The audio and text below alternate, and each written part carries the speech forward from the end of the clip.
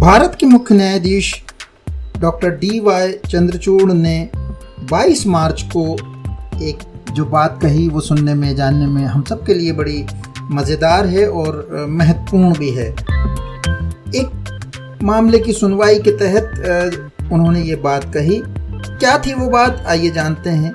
उन्होंने ये कहा, वकीलों को एक तरह का निर्देश दिया। मामला था एक वकील साहब का जिन्होंने अपने कुछ कागजात लगाए, उसमें हाई कोर्ट के कुछ जजमेंट का रेफरेंस दिया और वो जो रेफरेंस था, जो संदर्भ था, उसकी जो कॉपी लगाई थी उसके ऊपर वाटर मार्क था। वाटर मार्क मतलब जहाँ से इशू होता है वो कई बार उस कॉपी के ऊपर अपनी संस्था का नाम, जैसे हाई कोर्ट ने अपना हाई कोर्ट का नाम लिख दिया होगा और वो वाटर मार्क बना रहता है। तो अब इस मामले में DY चंद्रचूड़ साहब के सामने जब ये आया तो उन्होंने टिप्पणी की, हाई कोर्ट के जजमेंट को टाइप कर ले आइए, हम हाई कोर्ट जजमेंट पढ़ना चाहते हैं लेकिन उस पर बड़े वाटर मार्क हैं इसलिए पढ़ने में नहीं आता है।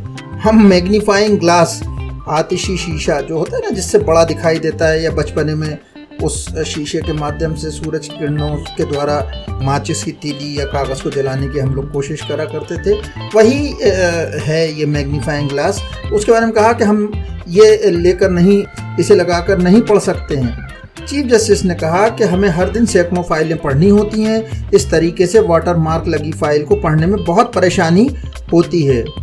अब वकील साहब जो कहते हैं ना कि अगर कोई डाल डाल हो तो फलाना पात पात, तो बस यही कहावत यहाँ भी हुई। अब जैसे ही जज साहब ने ये कहा, चीफ जस्टिस साहब ने ये कहा, तो वकील साहब ने कहा कि इस आदेश पर वकील ने उल्टा उनसे एक और मांग कर दी।